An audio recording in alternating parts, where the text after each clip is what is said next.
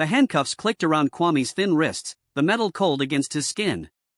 Across the marble foyer, Zara's wheelchair scraped against the floor as she lunged forward, her voice raw with desperation. "Papa, no. Don't let them take him." Chike Okonkwo stood frozen between the two police officers and his daughter, his expensive Italian shoes rooted to the floor of his own mansion. 60 seconds. That's what the lead officer had given him. 60 seconds to decide whether to confirm the fraud allegations or tell the truth. 60 seconds to choose between his billionaire empire and a 14-year-old street boy who had somehow done what no doctor, no specialist, no amount of money could do. "Mr. Okonkwo," the officer said, pen hovering over his notepad. "Is it true this boy gained entry to your home under false pretenses?" The question hung in the air like smoke. Chike could feel his business partner Tun's eyes boring into the side of his head, could almost hear the unspoken threat, "Choose wrong, and everything you've built collapses." But all Chike could see was his daughter's face, alive with emotion for the first time in 14 months, twisted now in anguish as tears streamed down her cheeks.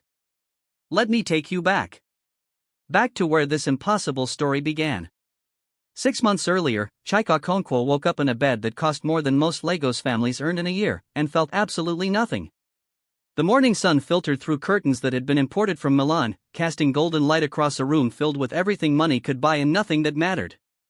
He went through his morning routine with mechanical precision. Shower in the marble bathroom with its gold fixtures. Suit tailored on Seville Row. Watch that cost enough to feed a village. Each movement perfect, practiced, empty. The mansion echoed with his footsteps as he walked down the grand staircase. Servants nodded and scattered, their eyes carefully averted. They'd learned not to speak unless spoken to. The master of the house had no patience for unnecessary words, not since the accident. Chike found his daughter exactly where he knew she would be. Zara sat in her wheelchair by the floor-to-ceiling window overlooking the garden, her 16-year-old face turned toward the morning light but seeing nothing. Her eyes, once bright with life and mischief, had become as empty as his own. "Good morning, my angel," Chike said softly, placing a hand on her shoulder. Zara didn't respond. She hadn't spoken in 14 months, not since the day the boat capsized, not since the day the ocean took her mother and gave her back broken. Chike felt the familiar knife twist of helplessness in his chest. He had built an empire from nothing, had turned a small oil exploration contract into a business that moved billions. He owned half the commercial real estate in Victoria Island. Government ministers took his calls. International investors courted his favor. Yet here, in his own home, with his own daughter, he was completely powerless. "Dr. Amara is coming today," he continued, keeping his voice gentle. "She has new ideas. New treatments from America. We'll fix this, Zara. I promise." Still nothing. Not even a flicker of acknowledgement. Chike squeezed her shoulder once more and walked away, his jaw tight with frustration. In his study, surrounded by awards and certificates and photographs of himself shaking hands with presidents, he picked up his phone and made the same calls he made every week. Specialists in London. Experimental programs in Switzerland. A renowned neurologist in Dubai who claimed to work miracles. Money was no object. It never had been. But for all his wealth, for all his power, Chike was learning a brutal lesson: some things cannot be bought. Dr. Zara Okonkwo arrived at noon, her designer bag clicking against her hip as she swept into the mansion with the confidence of someone who knew her reputation preceded her. She was Lagos's most sought-after physician, the doctor wealthy families called when conventional medicine failed. "Mr. Okonkwo," she said, her handshake firm and professional. "Shall we examine Zara?" They found her still by the window.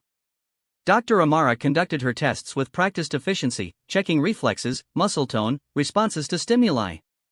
Chike watched, hope and dread warring in his chest, but he already knew what she would say.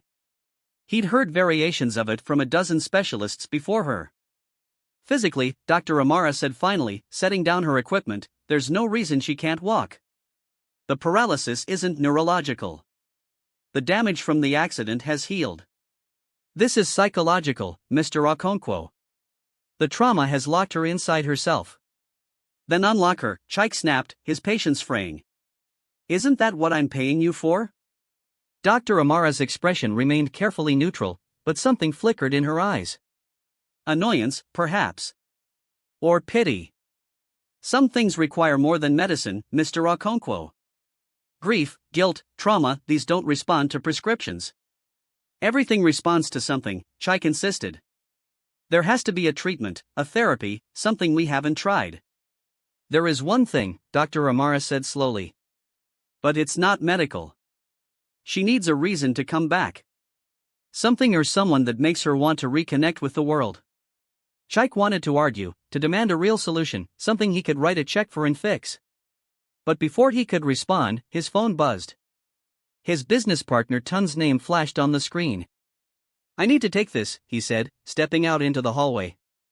Chike, Tun's voice came through sharp and urgent. We have a problem. The deal with the Chinese investors, they're getting cold feet. We need you at the office. Now. Business. Always business. The thing Chike understood, the thing he could control. He glanced back toward the sitting room where his daughter sat trapped in her silence. I'll be there in 30 minutes, he said, and hated himself a little for how relieved he felt to have an excuse to leave. That same morning, across the sprawling chaos of Lagos, Kwame woke to the sound of traffic rumbling above his head. He blinked up at the underside of Eco Bridge, watching the shadows of vehicles pass across the concrete. His cardboard shelter had survived the night, which was more than he could say for some weeks when the rain came and washed everything away. He stretched, his 14-year-old body protesting the hardness of the ground, and crawled out into the gray morning light.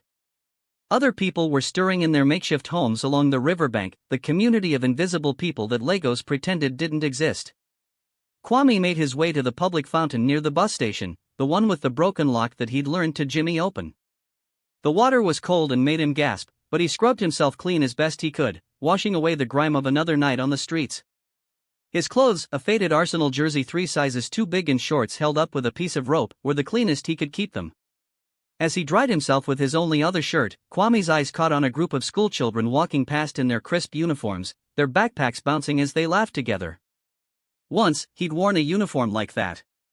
Once, he'd had a mother who made sure he was fed and clean and ready for school. But that was before the coughing started. Before the tuberculosis that the free clinic couldn't cure, the disease that ate his mother from the inside while Kwame watched helplessly. Before he found himself alone in a city that had no room for orphan boys with nothing to their names. Move along, a security guard shouted, waving his baton. No loitering. Kwame grabbed his things and melted into the crowd, a ghost among the morning commuters. He knew where he was going.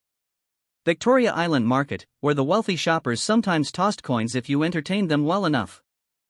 He found his usual spot near the fruit vendors and waited for the right moment. When a small crowd gathered, when enough people had their phones out and seemed bored, Kwame began to dance. This was his inheritance, the only thing his mother had left him. She'd been a dancer too, performing traditional moves at festivals and weddings before the sickness came. She taught Kwame everything she knew, the flowing movements, the sharp rhythms, the way to make your body tell a story without words. But Kwame had added his own flavor over the years. He mixed the traditional steps with the street styles he saw in music videos, exaggerating the movements until they became comedy, making people laugh with his rubber-limbed antics and wild facial expressions. He wasn't just dancing, he was performing, giving the crowd a show they couldn't help but watch. A few people smiled. Someone tossed a 20 naira note. An older woman clapped, delighted. Kwame spun and dipped and made his body do impossible things, and for those few minutes, he wasn't a homeless orphan. He was an artist. He was somebody. You there? Stop that noise. The market security guards were coming, their faces set in hard lines. Kwame had learned to read those expressions. These weren't the guards who'd watch and laugh before shooing him away. These were the ones who carried grudges against street boys, the ones who hit first and asked questions never. He scooped up his earnings, maybe 300 naira, and ran. His bare feet slapped against the pavement as he dodged through the market stalls, the guards shouting behind him. He knew these streets better than they did, knew every alley and shortcut. Within minutes, he'd lost them, emerging on a quiet residential street lined with massive walls and security gates. Kwame slowed to a walk, catching his breath. This was a different Lagos entirely, the Lagos of the wealthy, where walls topped with electric fences protected sprawling mansions from the chaos beyond. He'd never been inside one of these compounds, could barely imagine what it must be like to live behind those walls. His stomach growled, reminding him that 300 naira wouldn't stretch far. Breakfast, maybe. Save the rest for dinner. The familiar calculation of survival. That's when he saw it, a mango tree, heavy with fruit, its branches extending over a high wall. Kwame's mouth watered. He hadn't eaten fresh fruit in months. The mangoes hung there, golden and ripe, practically begging to be picked. He glanced around. The street was empty, the guard booth at the compound's entrance facing the other direction. Before his practical mind could talk him out of it, Kwame was climbing. The wall was high but had enough handholds, and he'd scaled worse. His fingers found purchase, his feet pushed upward, and suddenly he was dropping down on the other side, landing in soft grass. The garden spread before him like something from a dream. Flowers he couldn't name bloomed in careful arrangements. A fountain tinkled somewhere nearby. The grass was so green it looked fake, so perfect he felt guilty walking on it. And there, beneath the mango tree, sat a girl in a wheelchair. Kwame froze. The girl was staring straight ahead, her eyes fixed on nothing, her face blank as unmarked paper. She hadn't noticed him yet. He could climb back over the wall, forget this ever happened.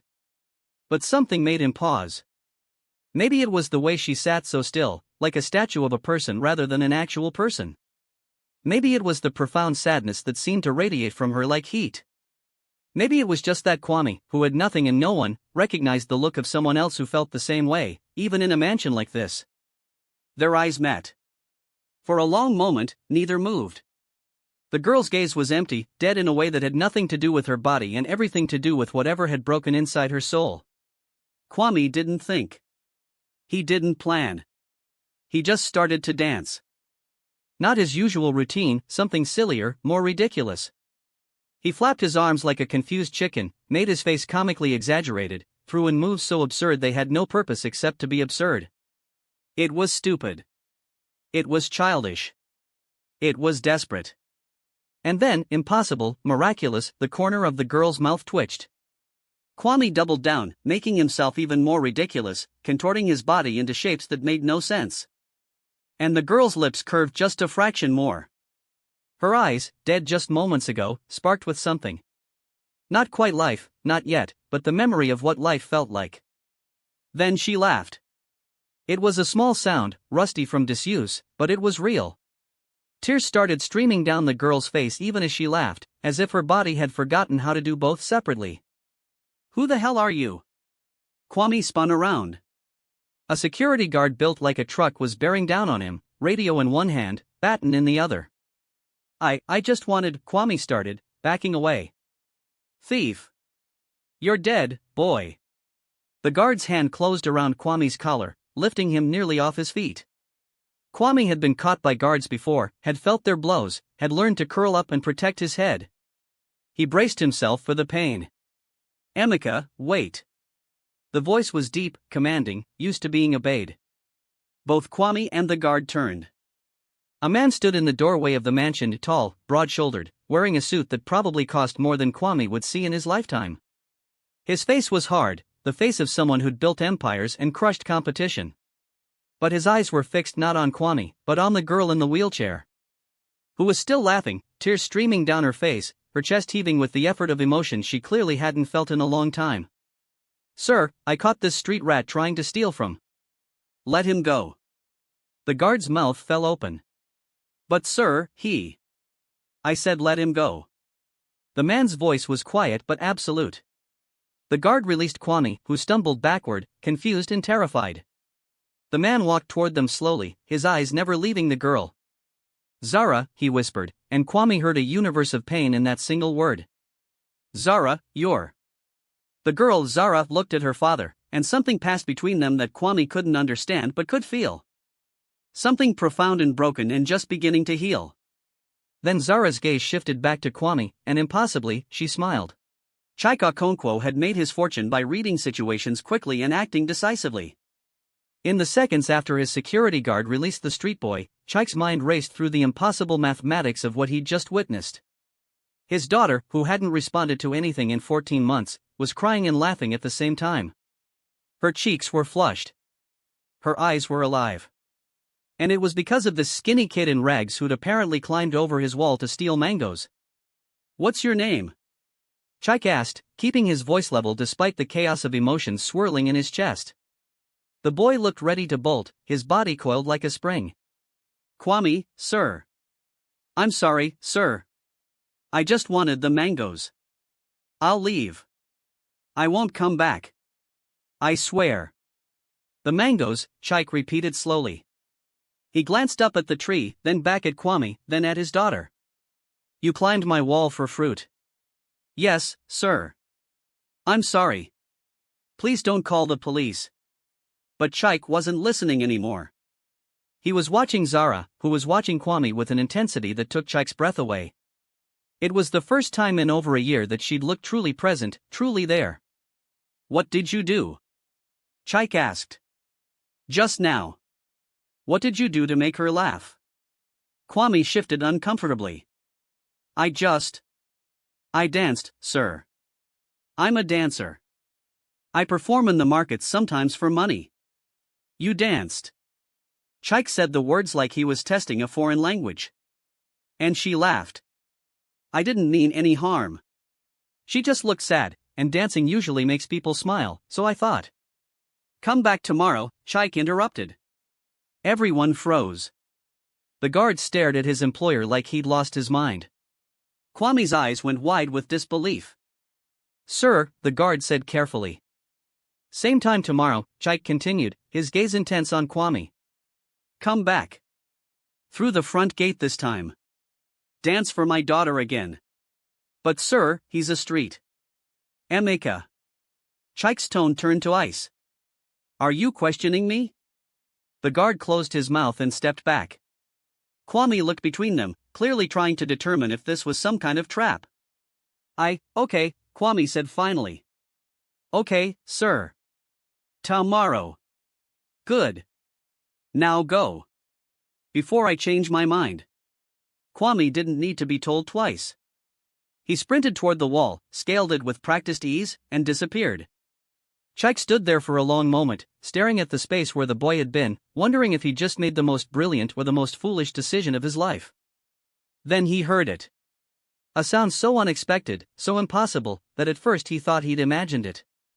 Papa. Chike's head whipped around. Zara was looking at him, really looking at him, and her lips were moving, forming words for the first time in 14 months. Papa, she said again, her voice rough and uncertain. He's coming back? Chike's legs almost gave out. He crossed to her in 3 long strides and dropped to his knees beside the wheelchair, taking her hands in his. They were warm. When had they become warm again? Yes, he said, his voice breaking. Yes, my angel. He's coming back. Zara nodded slowly, and then, miracle of miracles, she squeezed his hands. Just a little. Just enough. Dr. Amara found them like that 10 minutes later when she emerged from the mansion, having finished updating her notes. She stopped dead at the sight of Chike still on his knees beside Zara's wheelchair, both of them crying. Mr. Okonkwo? Is everything all right? Chike looked up at her, and the expression on his face must have been wild because Dr. Amara took an involuntary step backward. Check her, he demanded. Check her reflexes again. Check everything. I just examined her half an hour ago. Check. Her. Again. Dr. Amara's professional demeanor kicked in. She retrieved her equipment and began the same tests she'd performed earlier. As she worked, Chike explained what had happened, the words tumbling out almost incoherently. A boy. A dance. Laughter. Movement. Speech. Dr. Amara's expression shifted from skepticism to concern to something Chike couldn't quite read as she completed her examination. When she finally set down her instruments, her hand was trembling slightly. Her muscle responses are different, she said quietly. Not dramatically, but measurably. There's increased tone in her legs. Her reflexes are more responsive. And if she spoke? Dr. Amara looked at Zara with undisguised amazement. This is unprecedented. In all my years of practice, I've never seen. So it's real, Chike interrupted. The improvement is real. It appears to be, yes. Though I'd want to monitor her closely, run more tests. No. Chike stood up, suddenly energized with purpose. No more tests. Not right now.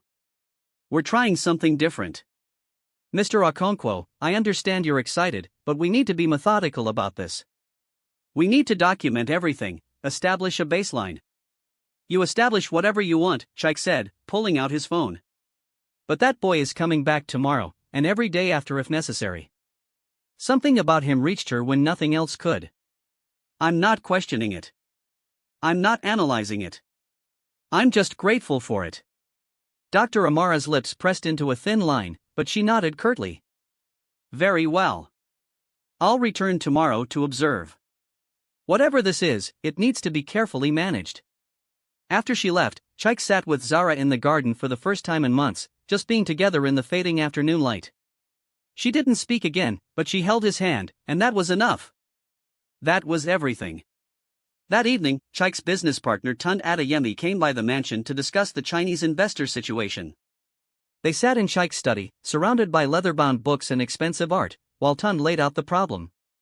They want guarantees we can't give, Tun said, pacing the room with agitated energy.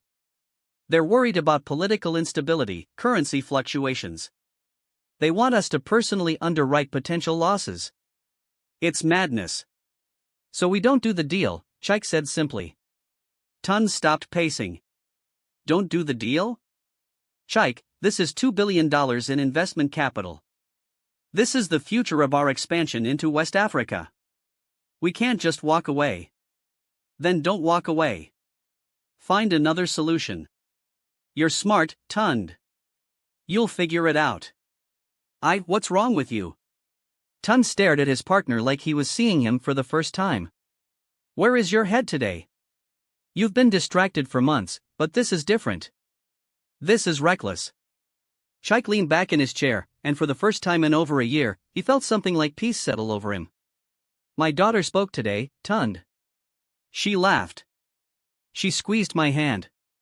After 14 months of silence, she came back to me, even if just for a moment. Tun's expression softened slightly. That's wonderful, Chike. Truly. But what does that have to do with? Everything, Chike interrupted. It has to do with everything. I've spent the last year drowning myself in work because I couldn't face what was happening at home. I built empires because I couldn't fix my daughter. But today, a homeless boy who has nothing showed me that I'd been looking in the wrong direction. A homeless boy? Tun's tone sharpened. What homeless boy? Chike explained the situation, and with each word, Tun's face grew more concerned. You invited a street kid back to your home, Tun said slowly. A complete stranger. A boy who broke into your property. He made my daughter laugh. He could be running a con, Chike. These street kids, they're clever. They know how to manipulate wealthy people. What if he's sizing up the house, planning to rob you? What if he brings his friends back? What if? What if he's just a boy who knows how to dance and happened to be in the right place at the right time? Chike countered. What if this is the miracle we've been praying for, and it came in a form we didn't expect? Tun rubbed his temples. You're not thinking clearly. Grief and desperation are clouding your judgment. Maybe, Chike admitted. Or maybe I'm finally seeing clearly for the first time in months. Either way, that boy is coming back tomorrow. And he's going to keep coming back as long as Zara keeps improving. And what about your reputation? Our reputation? What will the board think? What will our investors say when they hear you've essentially adopted a street urchin? I don't care. The words came out with such conviction that even Chike was surprised by them. I don't care what anyone thinks. My daughter is more important than any deal, any investor, any reputation. If you can't understand that, Tun, then maybe we need to re-evaluate our partnership. The two men stared at each other in tense silence. Finally, Tun shook his head. Fine, he said tersely. But when this blows up in your face, don't say I didn't warn you. After Tun left, Chike sat alone in his study, wondering if his partner was right. Was he being foolish? Was he so desperate for hope that he was clutching at straws? But then he remembered the sound of Zara's laughter, the way her eyes had come alive, and he knew that no matter what happened, he'd made the right choice.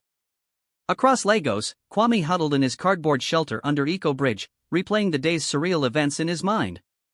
He'd climbed the wall expecting mangoes and found something far more complicated. A sad girl. A powerful man. An invitation to return. It had to be a trap. Rich people didn't just invite street boys into their homes. They didn't smile and say, "Come back tomorrow," like it was a normal thing. Kwame had learned early that the wealthy and the poor occupied different worlds, and crossing between them usually ended badly for people like him. But the girl's face haunted him. She'd been so sad, sadder than anyone Kwame had ever seen. Sadder even than he'd been when his mother died. And when she'd laughed, really laughed, something had shifted in Kwame's chest. He'd felt useful. He'd felt like he mattered. His mother used to tell him that dancing was more than entertainment. "It's healing, Kwame," she'd say, her voice already weakened by the disease eating her lungs. "When you dance, you give people a moment of joy. Never underestimate the power of that gift." Maybe his mother had been right. Maybe his dancing really could heal. Or maybe that man would call the police the moment Kwame showed up tomorrow, and this would all end with Kwame in juvenile detention. Either way, Kwame decided he was going back. That girl needed someone, and Kwame understood loneliness better than anyone. The next morning arrived too quickly. Kwame washed extra carefully in the fountain, trying to make himself as presentable as possible. He even used a bit of soap he'd saved from a hotel bathroom he'd snuck into once. His clothes were still shabby, still held together with hope and that rope belt, but they were the cleanest they'd been in months. The walk to the mansion felt longer in daylight, and Kwame's nerves built with each step. What if yesterday had been some kind of fever dream? What if the man changed his mind? What if the guards beat him the moment he approached? But when Kwame reached the massive gates, he took a deep breath and pressed the intercom button. "Yes?" A voice crackled through the speaker. My name is Kwame.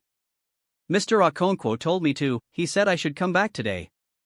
A long pause. Kwame's heart hammered against his ribs. Then, impossibly, the gates began to swing open. A different guard, not the angry one from yesterday, waited on the other side. His expression was neutral but not hostile. "Follow me," he said simply. They walked through gardens that looked even more beautiful in full sunlight, past fountains and flower beds that must have cost a fortune to maintain. Kwame tried not to gawk, tried to act like he belonged, but it was impossible. He'd never seen anything like this. The guard led him to the same spot where Zara had been yesterday. She was there again, in her wheelchair, but this time she wasn't staring into space. She was watching the path, clearly waiting for him. When she saw Kwame, her whole face lit up. "You came," she said, her voice still rusty but stronger than yesterday. "I said I would," Kwame replied, approaching cautiously. "How are you feeling?" "Better." Zara smiled, and it transformed her face completely. "Because of you. Because you danced for me." "It was just silly dancing," Kwame said, embarrassed. "It was the first time I've felt anything since my mother died," Zara said quietly. "Since the accident?" "Since..."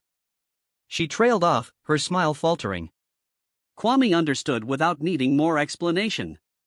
Grief. Loss. The kind of pain that makes you want to stop feeling altogether. He recognized it because he'd lived it.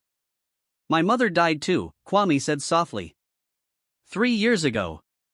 Tuberculosis. I watched her get sicker and sicker, and I couldn't do anything to help." Zara's eyes widened. "I'm sorry. That's horrible." It was. "For a long time, I didn't want to dance anymore. Dancing was our thing, you know? She taught me. But then I realized that when I dance, I can still feel close to her. Like she's watching. Like she's proud." They sat in silence for a moment, two young people who'd lost their mothers, connected by grief and understanding. "Will you dance for me again?" Zara asked finally. "Please?" Kwame grinned. "That's why I'm here." He started with the same silly moves from yesterday, making Zara laugh with his exaggerated chicken dance and rubber-limbed antics. But then, emboldened by her laughter, he began incorporating some of the traditional moves his mother had taught him. The flowing, graceful movements of their people's dances, mixed with the street style he developed. Zara watched, mesmerized. And then something amazing happened. Her hand, which had been resting limply on the wheelchair's arm, began to move. Just a little at first, tapping along with the rhythm. Then her shoulders started swaying slightly. Her body was remembering how to respond to music, how to feel joy. That's it. Kwame encouraged. Move with me. Even just a little. Zara's movements grew more pronounced. Her whole upper body was swaying now, and she was laughing, really laughing, her face flushed with happiness and effort.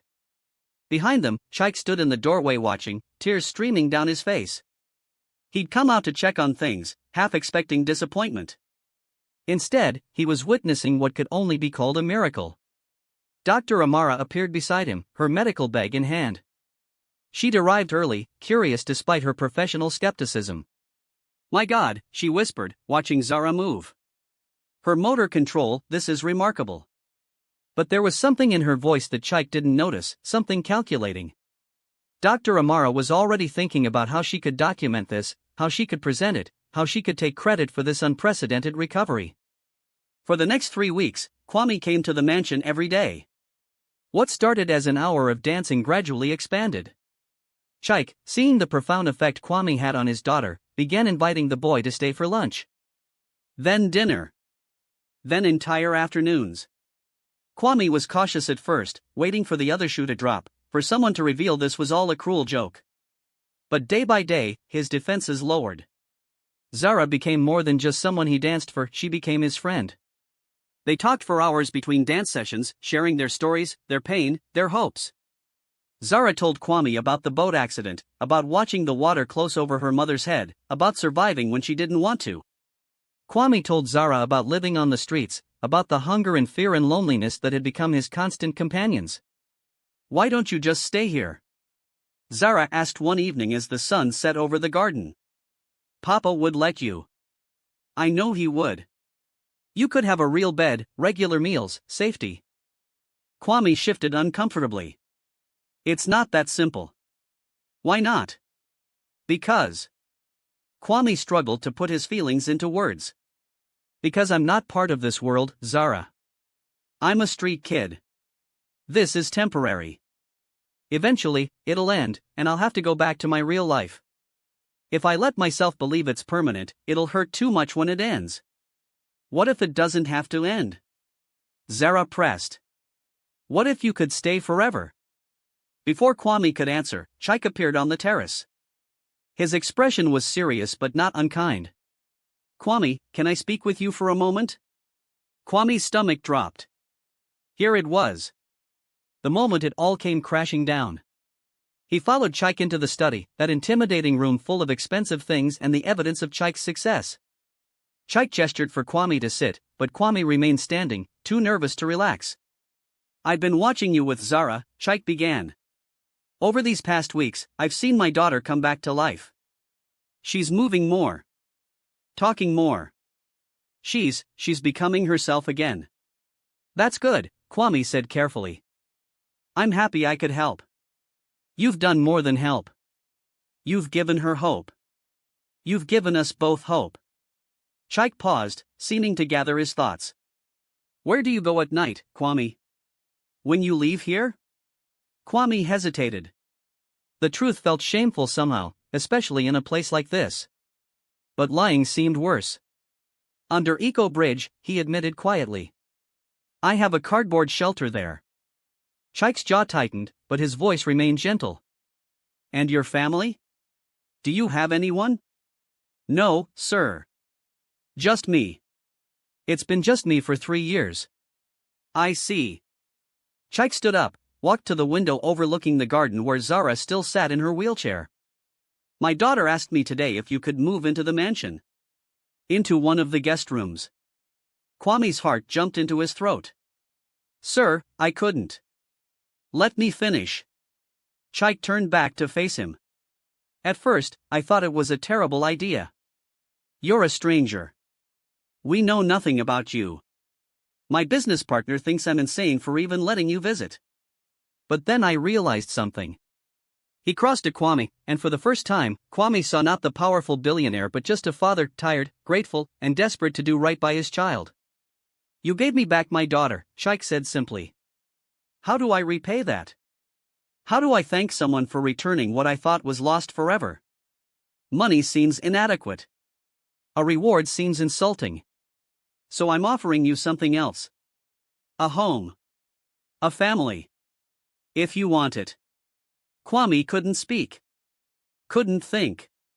The offer was too big, too impossible to process. "You don't have to answer now," Chike continued. "Think about it. But know that you're welcome here. More than welcome. Wanted." That night, Kwame didn't return to Eco Bridge. Instead, he stayed in a guest bedroom that was bigger than any space he'd ever occupied, in a bed softer than clouds, staring at a ceiling he couldn't see in the darkness and wondering if any of this was real. In the room down the hall, Zara lay in her bed, the first time in months she'd asked to be moved there instead of sleeping in her wheelchair, and smiled into the dark.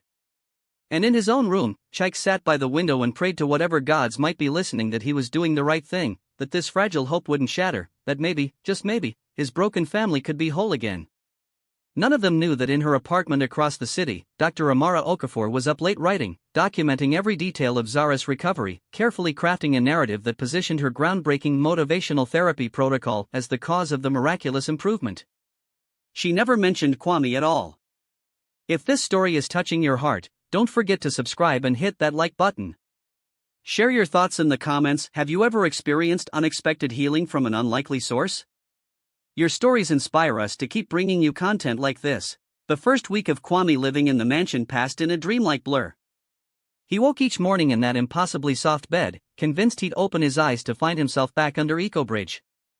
But every morning, sunlight streamed through actual windows, and the smell of breakfast drifted up from the kitchen below. Chike had given him an entire room with its own bathroom. Kwame spent the first 3 nights afraid to use anything, sleeping on top of the covers rather than under them, eating as little as possible at meals. It was Zara who finally broke through his fear. "You're not a guest," she told him firmly one morning at breakfast. "Guests leave. You live here now. That means you use the shower. You eat until you're full. You stop acting like you're about to be kicked out. But what if? What if nothing? You're family now. My brother. Act like it. Brother." The word hit Kwame like a physical thing. He'd never had siblings, never had anyone except his mother. The concept of family had died with her. Or so he'd thought. Slowly, cautiously, Kwame began to settle in. He still danced for Zara every day, but now their sessions were interspersed with actual therapy. Chike had brought in a physical therapist who worked with Zara's improving motor control, building on the foundation that joy and motivation had laid. And Zara was improving. Dramatically. She could lift both arms above her head now. Her legs, once completely unresponsive, could bear weight with support. Her voice grew stronger each day, losing that rusty, unused quality. The physical therapist was amazed. Dr. Amara, who visited weekly to monitor progress, took copious notes but said less and less, her expression growing more closed off with each visit. 3 weeks after Kwame moved in, the breakthrough came. They were in the garden as usual, late afternoon sun painting everything gold. Kwame had just finished a particularly energetic routine, and Zara was laughing so hard she was crying. Then, without warning, she gripped the arms of her wheelchair and pushed. "Zara, what are you?" Kwame started. But Zara was standing. Actually standing, her legs shaking with effort but holding her weight. The wheelchair rolled backward, forgotten. For 5 seconds, 10, 15, she stood there, her face a mask of concentration and determination. Then her legs began to give out. Kwame lunged forward, catching her before she fell, and they both ended up on the grass, laughing and crying at the same time. "I did it," Zara gasped.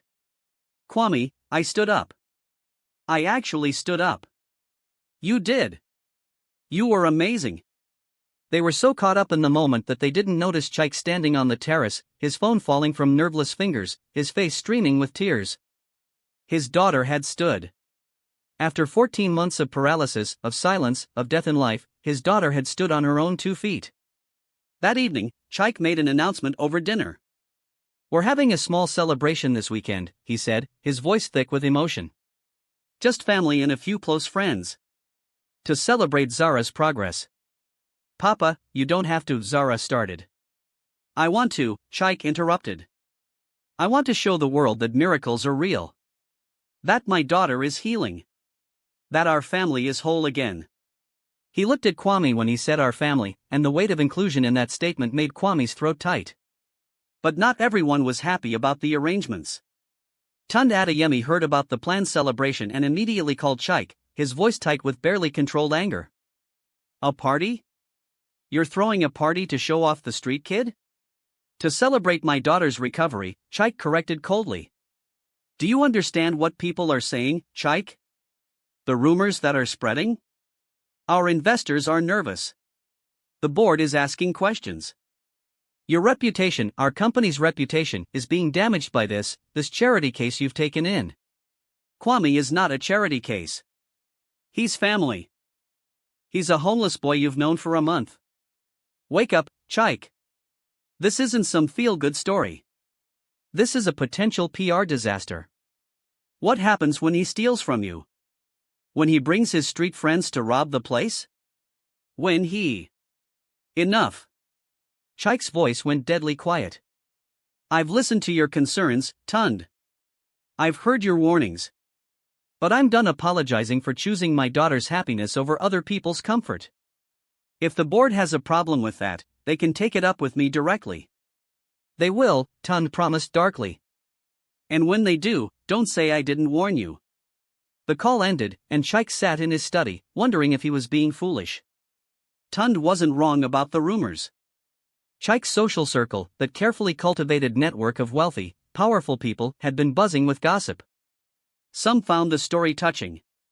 Others found it scandalous. A few hinted darkly that Chike had lost his mind with grief. But then Chike thought about the sound of Zara's laughter, the sight of her standing on her own feet, and he realized he didn't care. Let them talk. Let them judge. His daughter was healing, and that was worth any price. What Chike didn't know was that Dr. Zara Okonkwo had been extremely busy. For weeks, she'd been documenting Zara's recovery in meticulous detail, but her notes told a very different story than reality. In Dr. Amara's version, the improvement was due to her innovative motivational therapy protocol, a combination of psychological techniques and targeted physical therapy that she'd designed specifically for trauma-induced paralysis. Kwame wasn't mentioned in her notes. Not once. He was an inconvenient variable, a complication that didn't fit into the narrative Dr. Amara was building. She submitted her findings to a major medical conference, and they were accepted immediately. The case was unprecedented, a complete recovery from psychological paralysis in a matter of weeks. Dr. Amara was invited to present her paper to an international audience. The morning the news broke, Kwame saw it first. He was in the sitting room, idly scrolling through a tablet Chike had given him for online schooling, when a news headline caught his eye: Lagos doctor's revolutionary treatment cures paralysis. He clicked on the article, his stomach slowly sinking as he read. There was Dr. Amara's smiling face, accepting congratulations. There were quotes about her groundbreaking work, her innovative approach, her dedication to her patients. There was even a mention of Zara, referred to only as Patient Z, and her remarkable recovery. But there was nothing about Kwame.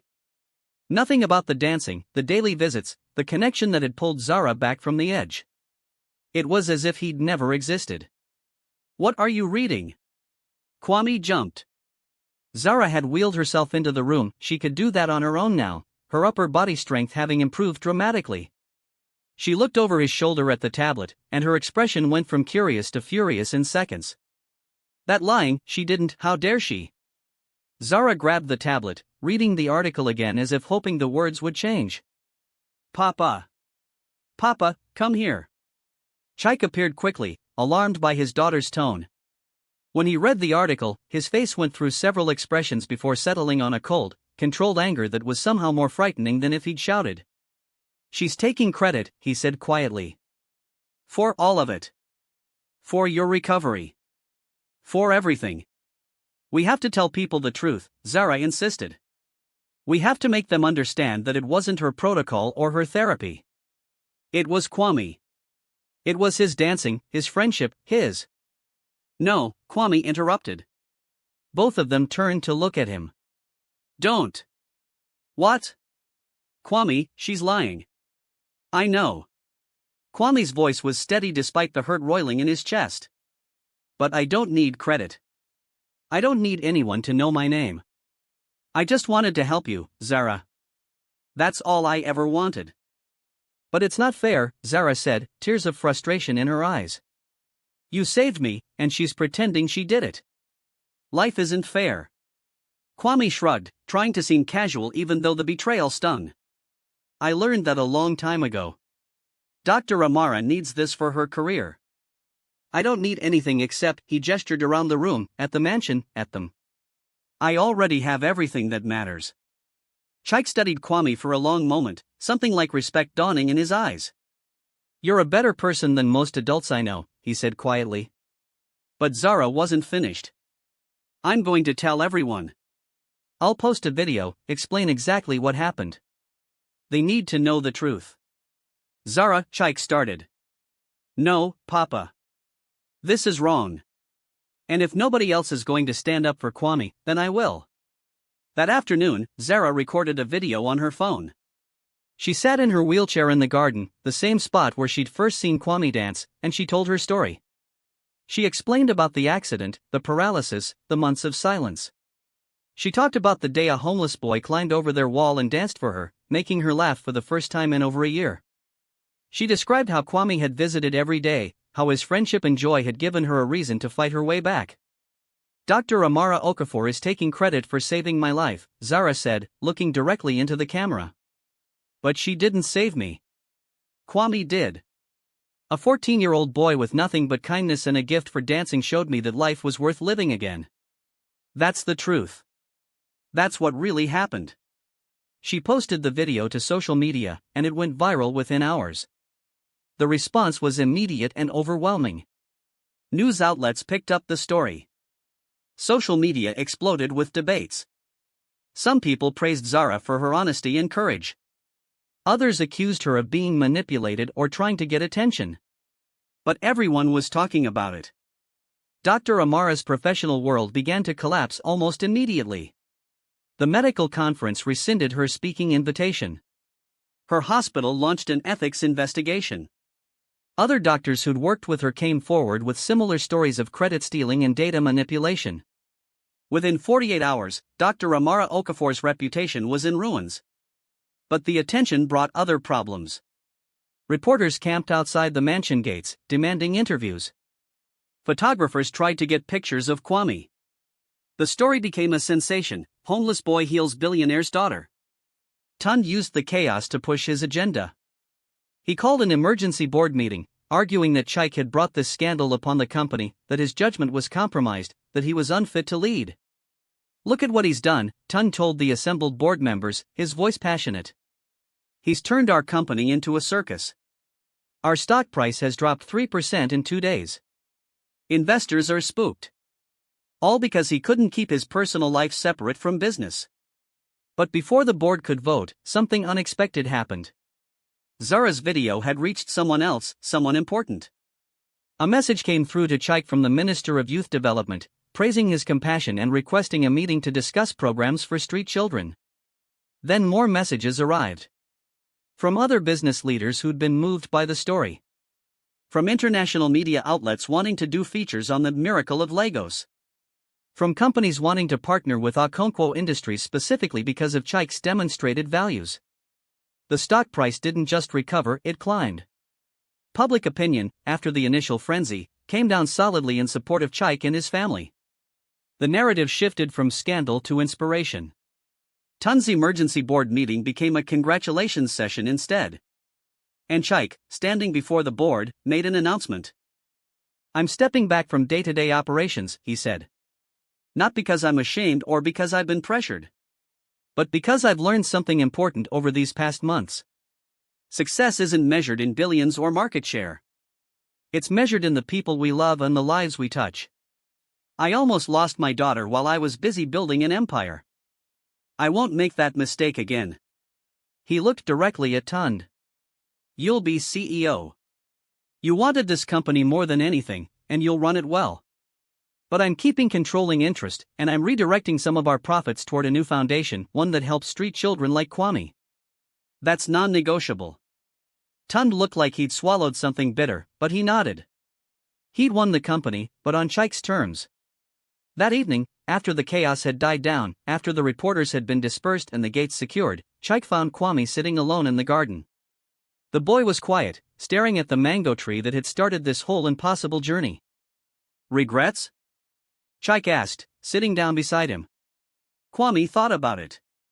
His life had been turned upside down. He'd been thrust into the spotlight, had his story dissected by strangers, had become famous in a way he'd never wanted. No, he said finally. No regrets.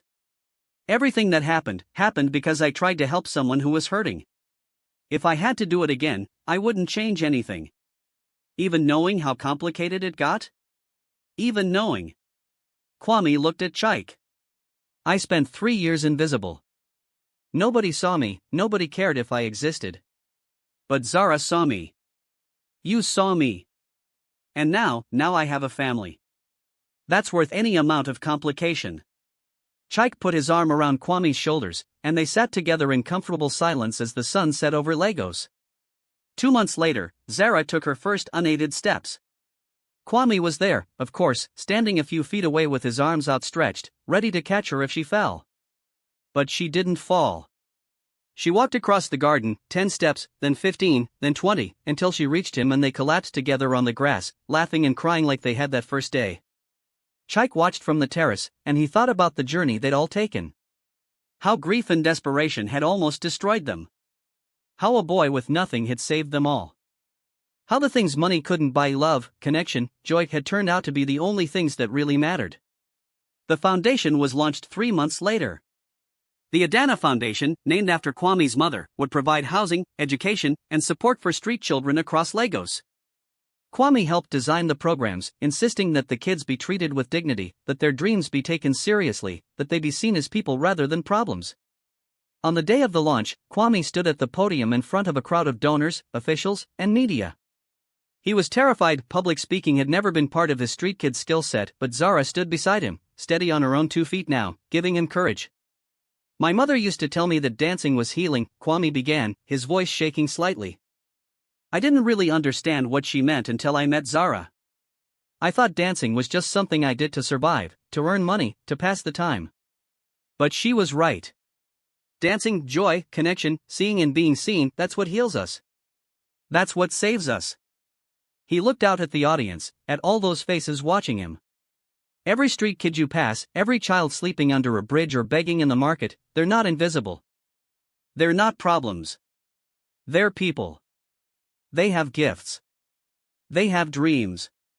They just need someone to see them. To give them a chance. That's what Mr. Okonkwo did for me. That's what this foundation will do for thousands of others. The applause was thunderous, but Kwame barely heard it. He was looking at Zara, at Chike, at the family he'd found in the most unlikely way. That night, the 3 of them sat together in the garden where it had all begun. Zara was out of her wheelchair now, sitting on a bench beside Kwame. Chike sat across from them, watching his daughter laugh at something Kwame said, and he felt a peace he hadn't known was possible. I never thanked you, Chike said suddenly. Properly, I mean. For what you did. For what you gave us. Kwame shook his head. You gave me a home. A family. A future. I think we're even. We'll never be even, Chike said seriously. You gave me back my daughter. You gave her back her life. There's no repaying that. Then don't try, Kwame replied. Just be here. Just be family. That's all I've ever wanted. Zara reached over and took Kwame's hand, squeezed it gently. We are family, she said firmly. Not because of blood or adoption papers. Because we chose each other. Because we saved each other. That's what makes us family. And sitting there in the garden, under the mango tree that had brought them together, the 3 of them knew she was right. They'd all been broken in different ways. They'd all lost people they loved. But somehow, impossibly, they'd found each other. And that had made all the difference. Kwame still danced sometimes, in the garden or in his room or anywhere the mood struck him. But now he danced not to survive, not to earn coins or make himself visible. He danced because it made him happy. Because it connected him to his mother's memory and to the family he'd found. Because dancing, as his mother had always known, was healing. And in Lagos, a city of millions where people are often invisible to each other, where wealth and poverty exist side by side in stark contrast, three people had learned a simple truth: sometimes the greatest miracles come from the most unexpected places. Sometimes healing comes not from medicine or money but from joy and connection and being truly seen.